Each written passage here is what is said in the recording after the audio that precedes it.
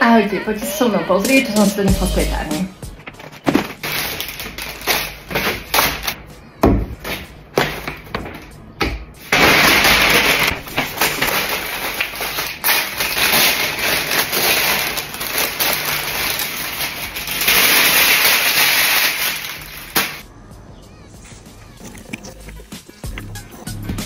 Táto rastlinka sa volá Maranta Lightveins, už som po nej dlhšie pokúkovala, je podobná lemon lime, no je viacej členitá a žilnatejšia.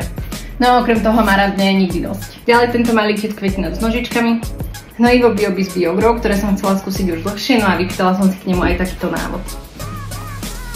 Toto hnojivo som zatiaľ neskúšala, no veľmi veľa ľudí mi ho odporúčalo, tak som na ňu zvedavá a dám vedieť, aké budú výsledky. No a v poslednom rade rašeliník.